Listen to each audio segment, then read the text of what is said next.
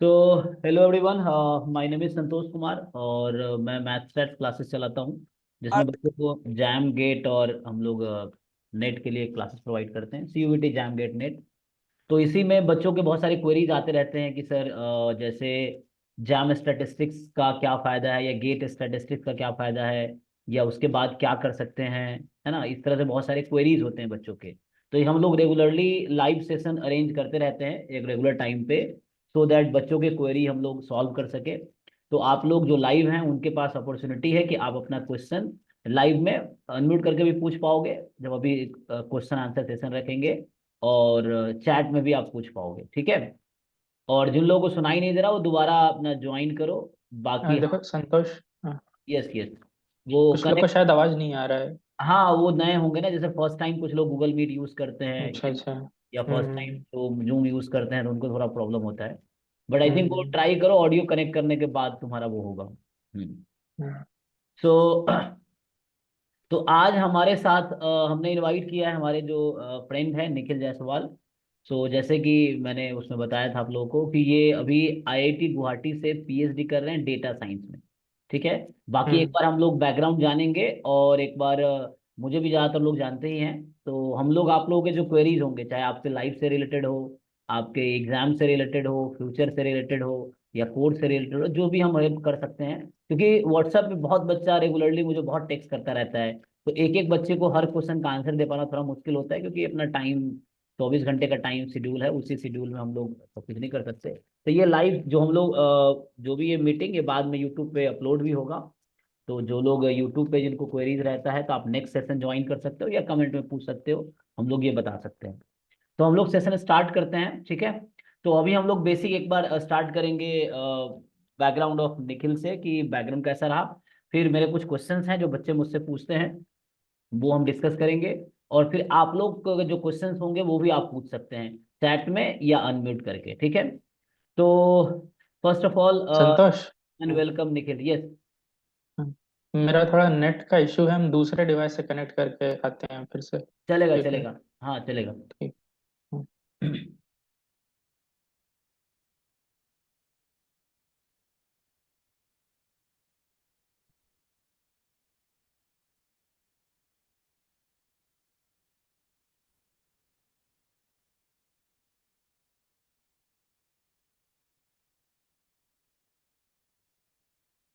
तो इसमें मेनली मैं डिस्कस करने वाला हूँ जो लोग हैं उनके ये, कि जैसे अगर हायर लेवल से स्टार्ट करें तो कुछ लोग पीएचडी स्टैटिस्टिक्स में करना चाहते हैं। तो पीएचडी स्टैटिस्टिक्स में कैसे कर सकते हैं उसके बारे में बात करेंगे। हम लोग बात करेंगे इस बारे में कि एमएससी स्टैटिस्टिक्स में कैसे कर सकते हैं एमएससी। किसी को अगर स्टैटिस्टिक्स में करना है उसकी क्या एलिजिबिलिटी है और क्या क्राइटेरिया है, कौन से एग्जाम है इसके थ्रू। तो हम लोग ये देख सकते हैं, ठीक है। और हम्म, तो ये हमारा आज का सेशन रहेगा। फिर जो लोग यूजी ग्रेजुएशन कर रहे हैं स्टैटिस्टिक्स में या किसी और सब्जेक्ट में, उनको स्टैटिस्टिक्स में प्रिपरेशन करनी है तो वो क्या कर सकते हैं, ये सब डिस्कशन आज करेंगे। तो ठीक है निखिल, हम कंटिन्यू करते हैं। एक बार मैं चाहूंगा एक ठीक बार है। बैकग्राउंड अपने बारे में थोड़ा बता दो, शुरू से लेके बचपन से लेके अभी तक का एक जर्नी, सो दैट फिर हम क्वेश्चन आंसर करेंगे। ओके। सो मेरा नाम निखिल जायसवाल है। मैंने वाराणसी से अपना स्कूलिंग किया। फिर मैं गया सागर ग्रेजुएशन करने। उसके बाद हम आईआईटी बॉम्बे गए जैम क्लियर करके पोस्ट ग्रेजुएशन करने MSc in applied statistics and informatics. उसके बाद वहाँ से मेरा जॉब लगा और फिर 2 साल टीचिंग में थे संतोष के साथ ही शिक्षा अनुसंधान में। और फिर उसके बाद अभी हम पीएचडी करने आए हैं आईआईटी गुवाहाटी में। Data science PhD in applied sorry PhD in data science and AI. तो अभी पीएचडी चल रहा है, फर्स्ट सेमेस्टर है, अभी कोर्स वर्क चलेगा एंड फिर कंटिन्यू होगा वैसे ही। हाँ। So okay. जैसे जैसे कि निखिल ने बताया, तो हम दोनों क्लासमेट थे आईआईटी बॉम्बे में। हमारा हम लोगों ने हाँ। मतलब एमएससी स्टैटिस्टिक्स में किया हुआ आईआईटी बॉम्बे से 2019 से 21 का बैच हम दोनों का। और हम दोनों का साथ में ही प्लेसमेंट हुआ था। एक भुवनेश्वर में यूनिवर्सिटी है, शिक्षा व अनुसंधान यूनिवर्सिटी, जो कि एक डीम्ड यूनिवर्सिटी है, एक अच्छे स्टेटस की यूनिवर्सिटी है। तो उसमें हम लोग असिस्टेंट प्रोफेसर थे। मैं एक साल ऑलमोस्ट जॉब किया, ऑलमोस्ट 8-9 महीने। निखिल ऑलमोस्ट 2 महीने, 2 साल हम्म, वहाँ जॉब किए। और उसके बाद 2 साल हम्म, बाद ये पीएचडी जैसे मैं खड़गपुर ज्वाइन कर लिया, तो इन्होंने आईआईटी गुवाहाटी में PhD data science in artificial intelligence, जैसे उन्होंने बताया, उसमें कर रहे हैं। तो बहुत हम्म सारे लोगों का क्वेरी रहता है डेटा साइंस से रिलेटेड, कि डेटा साइंस में पीएचडी कैसे करें, है ना। जैसे मैं अगर टॉप लेवल से स्टार्ट करूं तो, हम्म बाकी ये है तो, जैसे क्या क्राइटेरिया आपका पीएच, एक बार जर्नी बताइए कि आपने पीएचडी का जो एडमिशन प्रोसीजर शुरू हम्म करने से लेके अभी तक का जर्नी हम्म। कैसा रहा आपका। ठीक है, तो आई थिंक मैंने प्रिपरेशन शुरू की थी अराउंड सितंबर अक्टूबर में। उसी टाइम फॉर्म्स वगैरह आने लगे थे, तो मैंने अलग अलग कॉलेज अप्लाई किया था। हम कहाँ कहाँ भरे थे, आईटी बॉम्बे भरे थे, आईटी कानपुर, गुवाहाटी और दिल्ली, और खड़गपुर का तो आया नहीं था। रुड़की भी भरे थे, लेकिन रुड़की में जा नहीं पाए थे। उसके अलावा साउथ में इसरो का कॉलेज है, Indian institute of space science and technology, तो वो भी भरे थे। यही, ज्यादा नहीं, 7-8 कॉलेज आई थिंक भरे थे, या 5-6 कॉलेज शायद भरे थे। उसके बाद क्या हुआ, हर जगह सब जगह इंटरव्यू देने गए।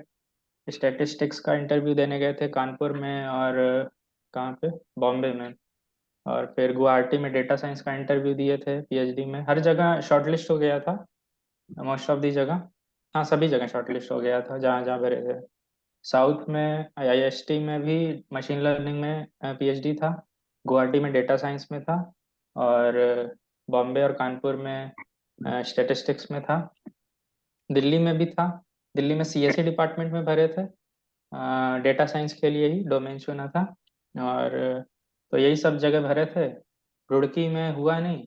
रुड़की में, आई मीन रुड़की में एक्चुअली हुआ था सिलेक्शन, बट उसका और बॉम्बे का एक ही दिन क्लैश कर गया था, तो रुड़की नहीं जा पाए थे। तो ऑलमोस्ट बॉम्बे में सिलेक्शन हो गया था स्टैट्स में, कानपुर में भी हो गया था, और गुवाहाटी में भी इधर हो गया, एंड साउथ में भी हो गया था। तो मोस्ट ऑफ दी जगह जहाँ हम दिए थे हर जगह हो गया था। तो फाइनली मुझे चूज करना था कि मुझे क्या लेना है।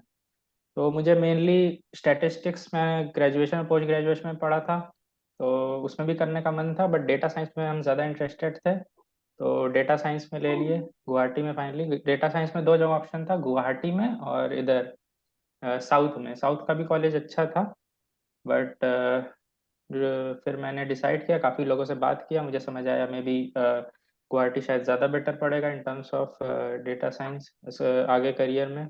यहाँ पे भी स्कूल खुले, नया 2 साल ही हुआ है। School of Mehta family school of data science and artificial intelligence है, ये अभी प्रॉपर डिपार्टमेंट नहीं है, स्कूल है। कुछ साल में शायद डिपार्टमेंट बन जाएगा। तो हाँ, तो फिर अभी हम ज्वाइन किए, जनवरी में ज्वाइन किए थे, और अभी बस वही कोर्स वर्क चल रहा है। उसमें स्टैटिस्टिक्स भी पढ़ना पड़ रहा है, और डेटा साइंस के भी सब्जेक्ट्स पढ़ रहे हैं। तो अगर बैकग्राउंड, अगर आपका स्टैटिस्टिक्स भी है, मैथमेटिक्स भी है, तो भी आप डेटा साइंस में एंटर कर सकते हैं, एज लॉन्ग एज आपको थोड़ा बहुत बेसिक नॉलेज हो डेटा साइंस का, तो आप घुस सकते हैं।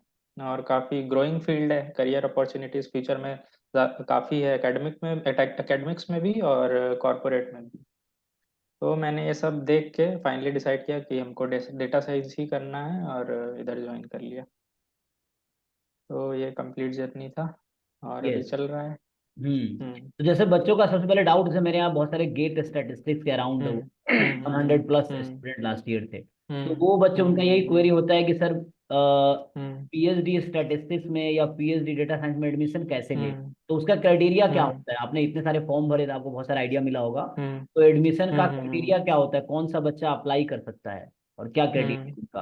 अप्लाई, हाँ, स्टैट्स में तो अप्लाई करने के लिए आपको गेट या नेट स्टैटिस्टिक्स अगर है आपके पास, तो नेट नेट में तो आपका मैथमेटिकल स्टैटिस्टिक्स होता है, उसमें स्टैटिस्टिक्स अलग से चूज करना पड़ता है, वो लेके क्वालिफाई करना पड़ता है। और गेट में तो अलग से होता ही है स्टैटिस्टिक्स का, तो वो लेके वो दोनों से आप ज्वाइन कर सकते हैं। अगर इन दोनों में से कोई भी एक क्वालिफाइड है, तो मोस्ट ऑफ दी जगह दोनों को ही कंसिडर कर लेते हैं। दोनों में से एक भी अगर आपको क्वालिफाइड है, तो वो कंसिडर कर लेंगे। और अगर आपका रिज्यूमे वगैरह भी अच्छा है, और गेट वगैरह में मार्क्स वार्क्स अच्छे हैं, गेट या नेट में, तो शॉर्टलिस्ट कर लेंगे आपको इंटरव्यू के लिए या रिटन टेस्ट के लिए।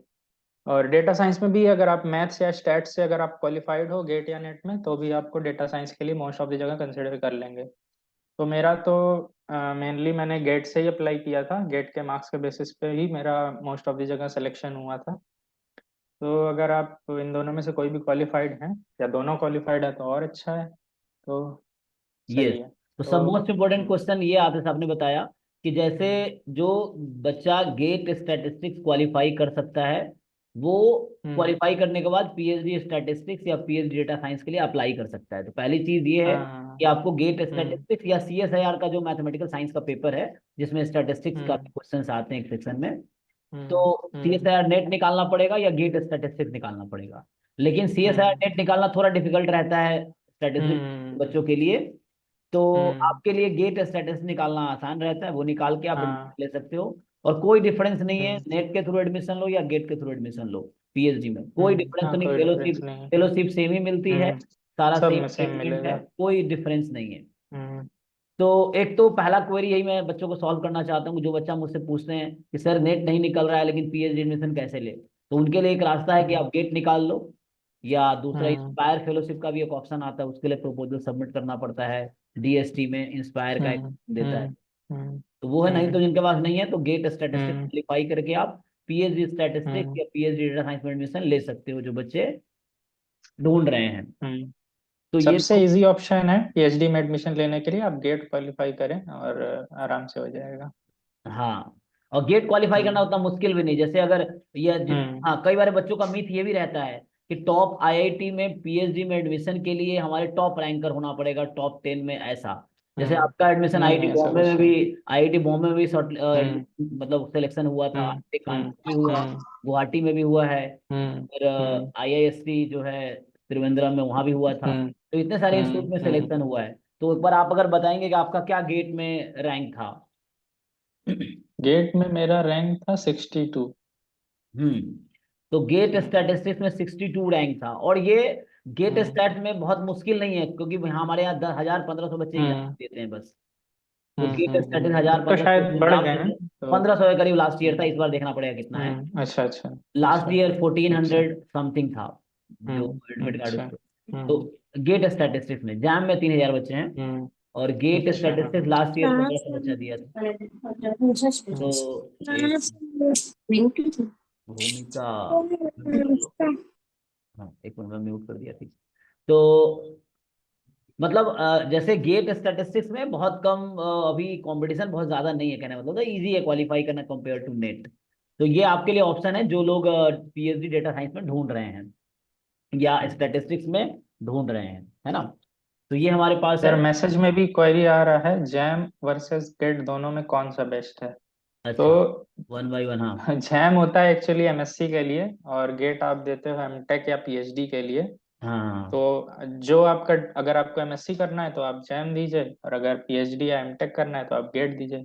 कंपेयर नहीं कर सकते कि कौन सा बेस्ट है, आपको कहाँ कौन सा कोर्स करना है उस पर डिपेंड करता है। यस, तो ये पीएचडी एंट्रेंस इंटरव्यू के लिए क्या प्रिपेयर करना होता है। तो अगर आपको स्टैट्स, जैसे हम स्टैट्स के लिए अप्लाई किए थे जहाँ जहाँ, तो उसके लिए मेनली आपको स्टैट्स का बेसिक पता होना चाहिए। जहाँ जहाँ हम इंटरव्यू दिए हर जगह हमसे स्टैट्स का बेसिक्स पूछा गया। Just a second. हाँ, मोस्ट ऑफ द जगह स्टैट्स का बेसिक पूछा गया। जैसे प्रोबेबिलिटी थ्योरी पूछी गई, और सिग्मा फील्ड वगैरह, मेजर थ्योरी, ये सब पूछा गया। प्रोबेबिलिटी डिस्ट्रीब्यूशंस वगैरह पूछा गया। और मेनली आपके बेसिक्स ही देख चेक करेंगे वो, कि आपका बेसिक्स क्लियर है या नहीं।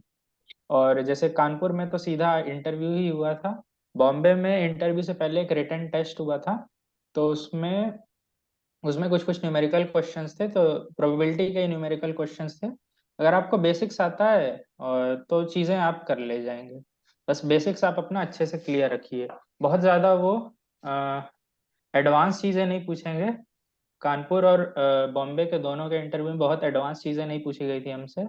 तब बेसिक्स ही पूछा जा रहा था। तो एज लॉन्ग एज आपका बेसिक्स क्लियर है, आप क्वालिफाई कर जाएंगे। स्टैट्स में वैसे भी बहुत ज़्यादा कंपटीशन नहीं होता है, तो उसमें क्वालिफाई करने के चांसेस ज़्यादा हैं। मेरे साथ आई थिंक बॉम्बे में 5 लोग और आए थे, तो हमने सॉरी हाँ, मेरे साथ अलावा टोटल 6 लोग थे हमको जोड़ के। तो उसमें से एक का रिटर्न क्वालिफाई नहीं हुआ था, बाकी पांचों का इंटरव्यू हुआ था। और इंटरव्यू में मेरा सिलेक्शन हो गया था, ठीक है। बाकी किसी का हुआ कि नहीं वो हमको नहीं पता, लेकिन मेरा हो गया था। तो बहुत ज़्यादा टफ नहीं रहता है, एज लॉन्ग एज आपका बेसिक्स क्लियर है। सब लोग आपका बेसिक्स ही चेक करेंगे वहाँ पे, जो भी प्रोफेसर रहेंगे। और डेटा साइंस में भी हम जहाँ जहाँ इंटरव्यू दिए, हमसे बेसिक्स ही पूछा गया, स्टैट्स पूछा गया, मैथ्स का कुछ लिमिट डेरिवेटिव कैलकुलस वगैरह ये सब पूछा गया। वो भी बहुत ज्यादा टफ नहीं, ऐसा नहीं कि कोई इंटीग्रेशन दे दिया कॉम्प्लेक्स सॉल्व करने के लिए, ऐसा कुछ नहीं। बस नॉर्मल सा कि ये फंक्शन है, ये फंक्शन कहाँ पे इस लिमिट एग्जिस्ट करता है, कहाँ नहीं करता है, कंटिन्यूअस है कि नहीं है, डेरिवेबल है कि नहीं है, कौन से पॉइंट, अगर है तो नहीं है तो कौन से पॉइंट पे नहीं है, तो यही सब। तो अगर एज लॉन्ग एज आपका बेसिक क्लियर है तो आप आराम से इंटरव्यू में तो सेलेक्ट हो जाएंगे। बाकी इंटरव्यू से पहले अगर कहीं रिटन टेस्ट होता है, उसके लिए आपको कुछ कुछ न्यूमेरिकल्स देखने पड़ेंगे। और न्यूमेरिकल्स ही जो जहाँ जहाँ भी रिटन हुआ था मेरा, वहाँ न्यूमेरिकल्स ही पूछे गए थे। और न्यूमेरिकल्स भी बहुत ज़्यादा टफ नहीं, एज लॉन्ग एज आपका अगेन बेसिक्स क्लियर है, प्रोबेबिलिटीज वगैरह के फॉर्मूलाज याद हैं, डिस्ट्रीब्यूशंस वगैरह के फॉर्मूलाज याद हैं, चीज़ें पता हैं, परम्यूटेशन कॉम्बिनेशन अच्छे से आता है, तो आप कर ले जाएंगे। हम क्या किए थे, हम बीएससी के टाइम पे जो हम स्टैटिस्टिक्स का नोट्स बनाए थे, वो आज तक वही यूज करते हैं। बीएससी के टाइम में स्टैटिस्टिक्स का जो नोट्स बनाए थे, बेसिक्स, प्रोबेबिलिटी, डिस्ट्रीब्यूशन, फॉर्मूले वगैरह, ये सब नोट्स अभी भी, उसके बाद हम जैम में भी वही काम आया।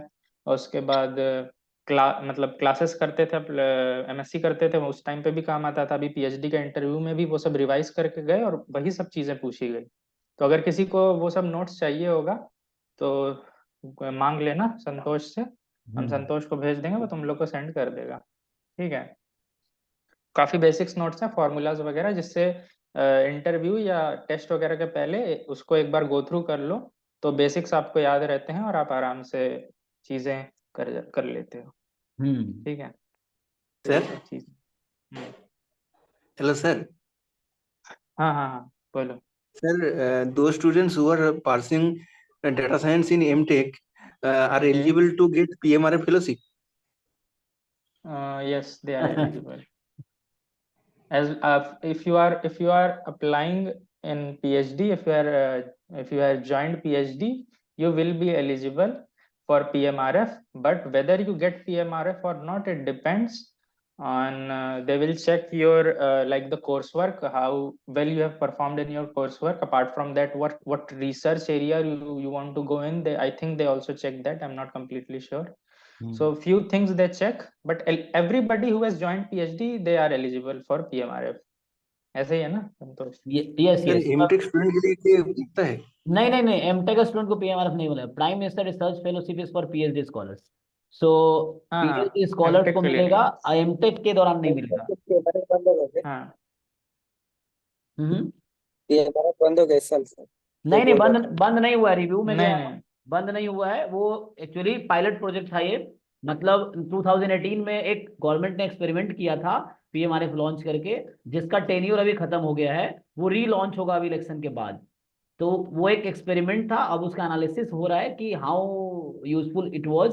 तो अभी आई थिंक मुझे मेल भी आया था कुछ दिन पहले खड़गपुर, आईआईटी खड़गपुर की तरफ से, कि पीएमआरएफ 2 विल बी कंटिन्यूड। सो ये पीएमआरएफ 1 था। मतलब इसका मतलब ये हुआ कि 19 में गवर्नमेंट ने एक्सपेरिमेंट किया था 5 साल के लिए, 2018 में आया था, लेकिन 19 से स्टार्ट हुआ था। तो ये 5 साल के गवर्नमेंट ने एक्सपेरिमेंट किया था कि एक जो लोग नए हैं उनको बता दूं मैं, प्राइम मिनिस्टर रिसर्च फेलोशिप जो होती है, वो पीएचडी के दौरान एक इनहांस्ड फेलोशिप प्रोवाइड करती है। उसमें पहले 2 साल अराउंड 70,000 पर मंथ मिलता है, अगले 1 साल 75,000 पर मंथ मिलता है, और अगले 2 साल 80,000 पर मंथ मिलता है। ये फेलोशिप मिलती है पीएचडी के दौरान 5 साल की। 2 लाख रुपीज पर ईयर एक कंटिजेंसी अमाउंट होता है, जिसको तुम कंप्यूटर, डेस्कटॉप या इंटरनेशनल कॉन्फ्रेंस अटेंड करने में यूज कर सकते हो। तो अराउंड गवर्नमेंट लगभग 12 लाख रुपए देती है एक साल में एक पीएचडी स्कॉलर को, जो उसको प्राइम मिनिस्टर रिसर्च फेलोशिप मिलता है। जनरली जो नॉर्मल रिसर्च स्कॉलर है उनके मिलते हैं पहले 3 साल 37,000 पर मंथ, और अगले 2 साल 40,000, 42,000 पर मंथ। ये सबको मिलता है। 37,000 per month for 3 year and 42,000 per month for next 2 year, ये सबको मिलेगा। लेकिन जो बच्चा पीएमआरएफ इस सम, उन्हीं में से कुछ बच्चे अप्लाई करते हैं, उनका कुछ क्राइटेरिया है। For example PhD course work में 8.5 सीजीपीए होने चाहिए for the lateral entries.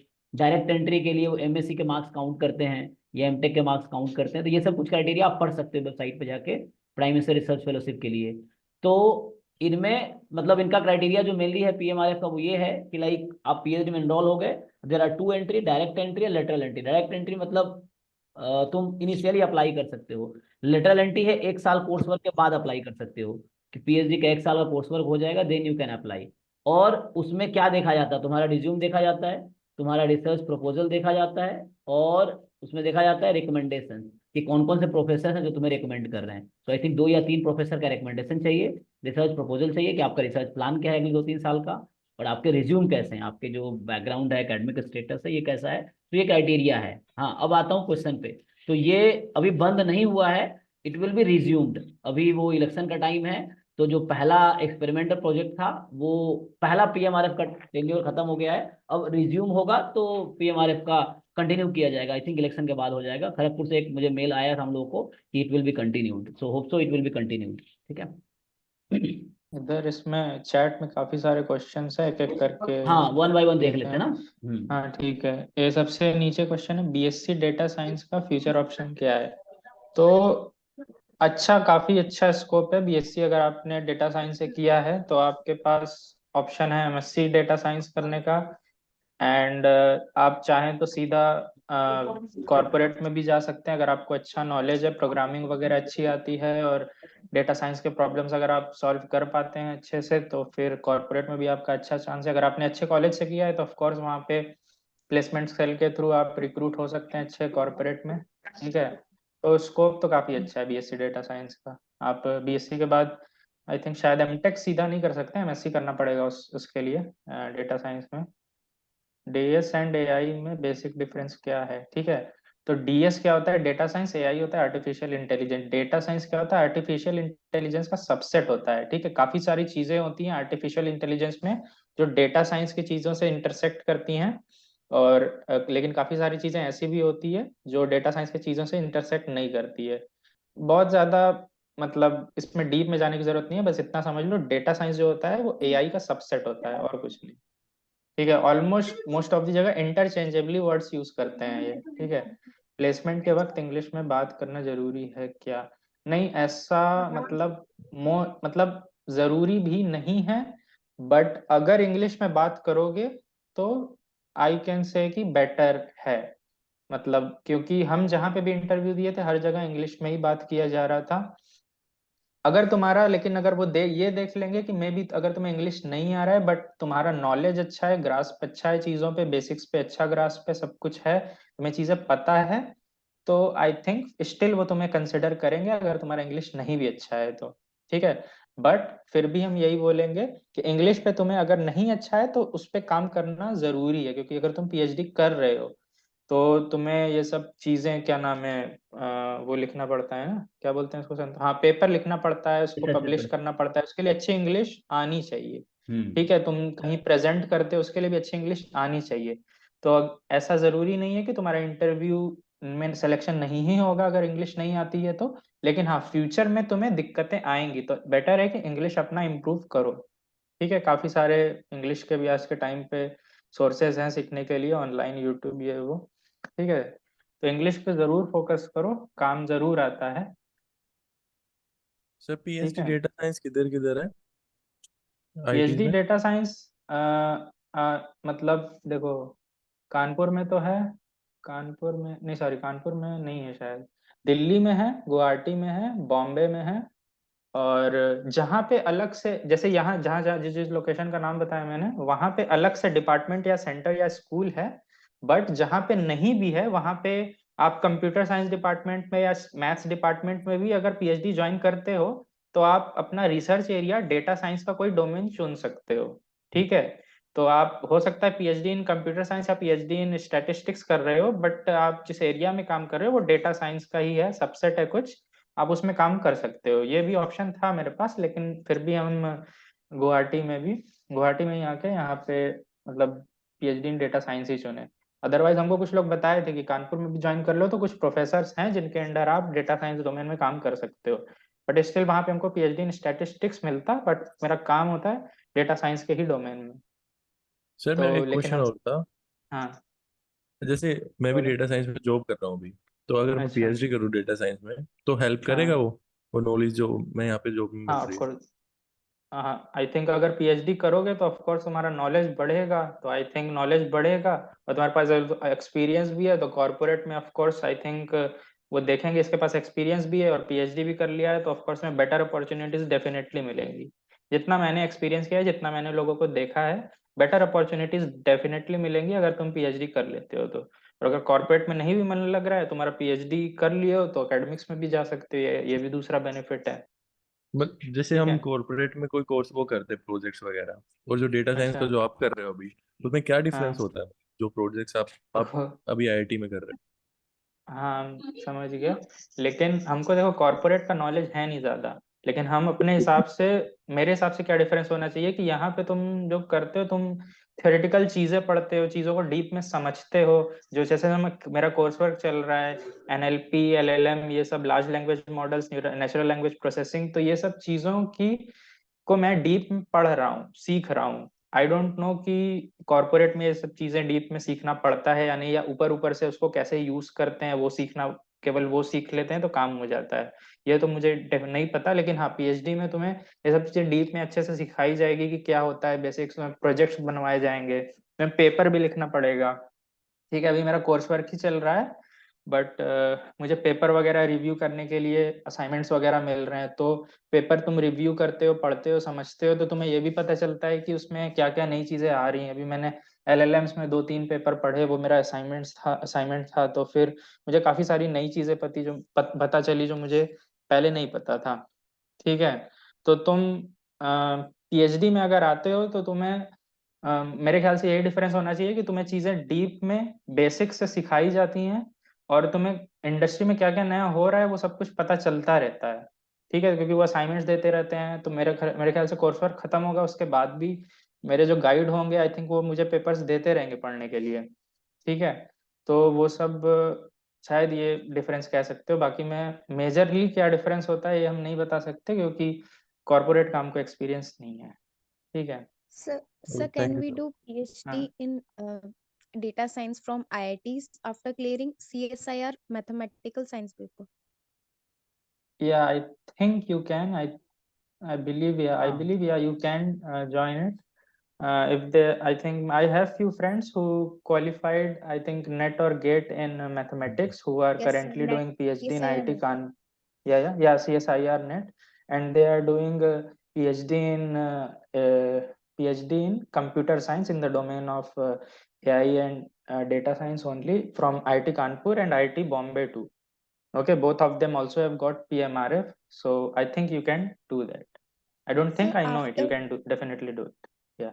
after PhD, after doing PhD from IITs in data Yeah. science, what are the career opportunities other than placements in corporate sector? Apart from placements in corporate sector, you definitely have opportunities to go in any institute to become an assistant professor. Apart from that, like Santosh is doing, you can open your own coaching, you can own online tuition, something like that. You can also do that if you have good like good background, you have done your PhD from some good institute, then definitely you have opportunities of going to good colleges as an assistant professor. You can join. Apart, if you don't want to go in corporate, then I think the best option, I think, that you have is only assistant professor in some college. So, I how think. much placement can we get after doing PhD Are you talking about like package? in How much package? yes, in Okay, corporate so I sector? think it depends. Most few people I know, I think they have got, one people I know has just got 16 LPA. He was from IIT Bombay. He completed his PhD in statistics. He got 16 LPA in I think Uttarakhand. So on an average, I think you'll get more than 12, I believe. Around 11, 12 at least you will get. है ना संतोष? हाँ हाँ, वो depend करता है company पे और आपकी एबिलिटी पे कि हाँ, नहीं, वो कोई। कंपनी वो एकेडमिक्स का पूछ रही है ना? अच्छा, एकेडमिक में कितना मिलेगा? हाँ। नहीं सर, प्लेसमेंट्स कॉर्पोरेट सेक्टर अच्छा। में भी कॉर्पोरेट एक में बार प्लेसमेंट क्या अच्छा। मिलेगा, हाँ। कॉर्पोरेट का? हाँ हाँ, कॉर्पोरेट में तो, हाँ, कॉर्पोरेट में तो अच्छा खासा मिलने का चांस है। उसमें कम से कम तुम चाहो, अगर तुम्हारे पास नॉलेज अच्छा है, तुमने काम अच्छे से किया है, तो आई थिंक मिनिमम तुम्हें 15 तो डिजर्व करते हो, और 15 मिल जाएगा मिनिमम। 15, हाँ, 20, 25 उस आराम टाइम से मिल जब जाना हमारा चाहिए। प्लेसमेंट हुआ था, जो राजेश सर के अंदर एक पीएचडी स्कॉलर थे जिनका प्लेसमेंट 22 लाख का राउंड हुआ था उस टाइम, जो हम्म ASI से ही थे ना वो, उनका स्टैटिस्टिक्स। हम्म हाँ, तो उसको 22 लाख का हम्म था। नाउ देखो, उसमें हम्म हर कंपनी को एक रिसर्च एंड डेवलपमेंट डिपार्टमेंट होता है, जहाँ पे तुम्हें रिसर्च ही हम्म करना होता है एट द एंड। जो प्रोफेसर हम्म लोग कॉलेज में हम्म रिसर्च करते हैं वैसे ही, जैसे एग्जांपल के लिए एक मनोज चौधरी नाम के हैं, अभी वो IIT जोधपुर में प्रोफेसर थे। इससे पहले तुम लिंक्डइन पे जाके सर्च करना, मनोज चौधरी आई थिंक नाम है, जो अभी गति शक्ति यूनिवर्सिटी नया खुला है उसके वो वाइस चांसलर है। तो वो पहले सैमसंग में 15 साल उन्होंने जॉब किया, रिसर्च एंड डेवलपमेंट विंग में, जहाँ भी वो रिसर्च ही करते थे। वो लोग क्या करते हैं वहाँ पे, न्यू न्यू रिसर्च पेपर्स लिखते हैं। मनोज चौधरी, जहाँ तक मैं श्योर हूँ, लिंक्डइन में उनका देखता रहता हूँ पोस्ट। तो वो पहले सैमसंग में 15 साल उन्होंने जॉब किया, PhD के बाद। PhD आई थिंक उनका कानपुर से, IIT कानपुर से। PhD के बाद उन्होंने सैमसंग में जॉब किया 15 साल। 15 साल बाद सीधा IIT जोधपुर उन्होंने ज्वाइन किया एज अ प्रोफेसर, असिस्टेंट नहीं, असिस्टेंट एसोसिएट प्रोफेसर, तो सीधा एज अ प्रोफेसर ज्वाइन किया उन्होंने। मतलब जो 15 साल सैमसंग में काउंट हुआ, वो जो काम किया उन्होंने वहाँ काउंट हुआ। तो सीधा प्रोफेसर थे IIT जोधपुर में, I think computer science department में। देन अभी एक गति शक्ति नई यूनिवर्सिटी शुरू हुई है रेलवे का, गुजरात में, आई थिंक गांधीनगर में शुरू हुआ है, जो रेलवे के प्रोजेक्ट्स वो करते हैं, गति शक्ति यूनिवर्सिटी है। उसके वो वाइस चांसलर है Manoj Chaudhary, you can search them. तो कहने का मेरा मतलब ये, PhD के बाद तुम कॉर्पोरेट में भी जा सकते हो, एकेडमिक में भी आ सकते हो, कॉर्पोरेट में भी जाकर रिसर्च कर सकते हो, एकेडमिक में भी रिसर्च कर सकते हो। कॉर्पोरेट में अलग अलग रोल्स होते हैं, जैसे मेरा रिसर्च एंड डेवलपमेंट विंग जो हो गया, R&D। तो R&D जो कंपनी के वो रिसर्च ही करते हैं, वो लोग भी नए नए रिसर्च, जैसे सैमसंग नई नई जो मॉडल्स लाती है, एप्पल नए नए मॉडल्स लाते, तुम देखते हो फीचर्स लाते, उनको कैसे पता चलता है क्या लाना है? तो उनका एक रिसर्च टीम है, जो नए नए एल्गोरिथम्स बना रहे हैं, नए नए वो कर रहे हैं, वो उसको इम्प्लीमेंट करते हैं टेक्निकली। पहले चीजें थ्योरेटिकली डेवलप होती हैं, जो रिसर्चर्स लोग हैं वो थ्योरेटिकली चीजें डेवलप करते हैं, जैसे जो निखिल कर रहा है, इनके प्रोफेसर वहाँ कर रहे हैं, वो थ्योरेटिकली चीजों को डेवलप कर रहे हैं। वो जो टेक्निकल हम्म लोग हैं वो पढ़ते हैं, उसी को फिर प्रोग्राम करते हैं, एल्गोरिथम बनाते हैं, उसको फिर इम्प्लीमेंट करते हैं, फिर सिस्टम अपग्रेड होती है। जो आजकल है ना इतनी फास्ट हम्म ट्रेनिंग ये सब आ रही है, ये सब क्या है? तो जो साइंस है इज लाइक थ्योरेटिकल थिंग, और जो टेक्नोलॉजी है वो एप्लीकेशन है उसका। तो if you do PhD then you have multiple option, you can go into academics, assistant professor बन के, वहाँ क्या रोल है, टीचिंग एंड रिसर्च। कंपनी में जाओगे वहाँ क्या रोल है, अब वहाँ कौन से रोल पे जा रहे हो उस पर डिपेंड करता है कि what role you are going. Hmm but PhD के बाद you will have at least 20 lakh placement on an average, you can hope for. ये चैट्स में और भी कुछ कुछ क्वेश्चंस आए सर। स्टैटिस्टिक्स में पीएचडी के कितने सीट्स होते हैं? तो डिपेंड करता है कौन सा कॉलेज, आई थिंक बॉम्बे, नहीं नहीं, आई थिंक सीट्स अलग से ऐसे डिफाइंड नहीं होते हैं। आई थिंक कि वो तुम्हें इंटरव्यू में देख के डिसाइड करते हैं। अगर कैंडिडेट के उनको पोटेंशियल पे। इंटरव्यू, हम्म। हाँ, अगर सभी पसंद आ जाएंगे तो वो सभी को ले लेंगे जितने लोग ने अप्लाई किया है। आई थिंक ऐसा कोई जनरली, मेंशन नहीं होता हाँ, है कि इतने सीट होते हैं। हाँ। अदरवाइज जनरली एक प्रोफेसर, वो वैकेंसी होती है, जैसे मान लो कोई प्रोफेसर है, उनको इस साल 2 स्टूडेंट लेने हम्म का मन है, तो 2 स्टूडेंट हम्म लेगा, लेकिन उसको लगता है एक भी सुटेबल हम्म नहीं है तो नहीं लेगा। हाँ, नहीं वैसा है। लेगा। तो जैसे IIT हम्म कानपुर में अराउंड 40 प्रोफेसर होंगे जो स्टैट्स के ही होंगे, मतलब 20-25 तो होंगे कम से कम, जो स्टैट्स के ही प्रोफेसर होंगे। तो अगर सबके पास एक एक हम्म वैकेंसी है, तो मान लो 20 वैकेंसी हो गई, मतलब अगर वो लेना चाहता है स्टूडेंट, क्योंकि PhD about you and your guide, ये चीज है। हम्म तो वैसा कोई सीट फिक्स नहीं, बट ये समझो कि हर IIT में हर साल कम से कम, हर टाइम पे 2 बार एडमिशन होता है। तो यू हैव एटलीस्ट 10-20 तो है, मतलब 10 तो मान सकते हो। अगर 10 नहीं तो चलो 5 ले लो, क्योंकि स्टैट्स में कम लोग आते हैं, तो 4-5 लोगों का हो सकता है, लेकिन वो डिपेंड करता है तुम्हारे पोटेंशियल पे, एडमिशन होगा कि नहीं होगा।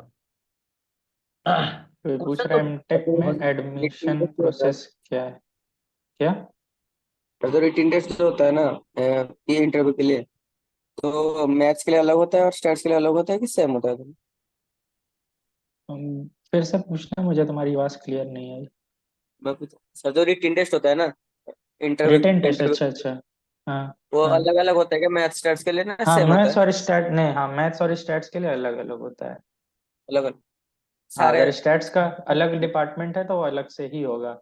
और अगर तुम्हारा मैथ्स ही डिपार्टमेंट है लेकिन तुमने उसमें अपना अप्लाई करते टाइम उसमें डोमेन अपना स्टैट्स डाला है कि मुझे स्टैट्स में रिसर्च रिसर्च करना है, तो मैथ्स ही डिपार्टमेंट में जो लोग मैथ्स वाले भी होंगे और जिन्होंने स्टैट्स डोमेन में भी अप्लाई किया होगा, सबका इंटरव्यू एक साथ ही होगा, उसी में रिटन टेस्ट और इंटरव्यू। लेकिन अगर स्टैट्स का अलग डिपार्टमेंट है जैसे बॉम्बे और कानपुर में है, तो यहाँ पे स्टैट्स वालों का और मैथ्स वालों का अलग अलग रिटन टेस्ट और अलग अलग इंटरव्यू हुआ। अभी हम गए थे जब बॉम्बे में, तो वहाँ पे स्टैट्स में केवल 6 लोग आए थे रिटन टेस्ट और इंटरव्यू के लिए, और मैथ्स में कम से कम 20 से 25 लोग आए थे। रिटन टेस्ट और इंटरव्यू के लिए।